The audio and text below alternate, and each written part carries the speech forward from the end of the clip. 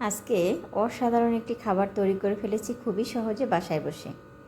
আজকে একটা তেলাপিয়া মাছ একটু বড় সাইজের নিয়েছি, আর এটা বারবিকিউ করব আজকে। তো বারবিকিউ করতে প্রথমত কি কি লাগবে অবশ্যই প্রথম থেকে শেষ পর্যন্ত দেখবেন। এখানে আমি প্রথমত একটা মাছ নিয়েছি, মাছটা একটু বড় সাইজের, ছোট না। এরপর নিয়েছি এখানে টক দই।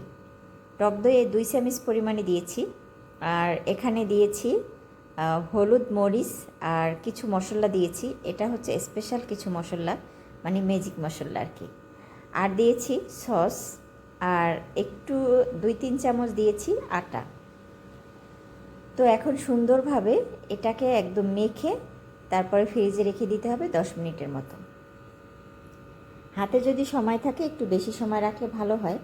তো আমি একটু বেশি সময় রেখে দিয়েছিলাম, এটা মেখে সুন্দরভাবে পরিপাটি করে মেখে তারপরে রেখে দিয়েছিলাম।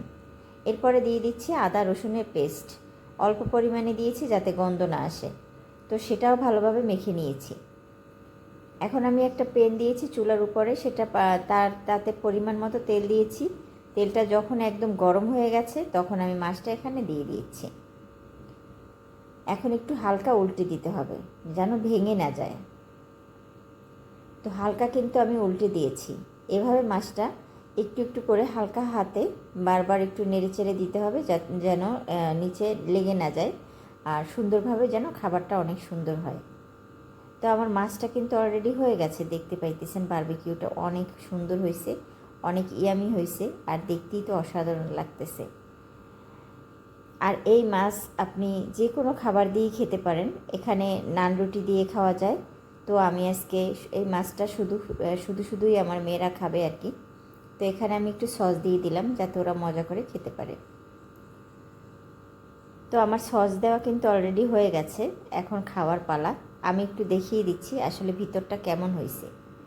একদম হয়ে গেছে, মুসমুসে হয়েছে, ভিতরটা অনেক সুন্দর, অনেক ইয়ামি হয়েছে। দেখতেই পাইতেছেন খাবারটা কতটা ভালো হয়েছে এবং কতটা মজা হয়েছে। আর এই খাবারটা সস দিয়ে অসাধারণ লাগে খেতে।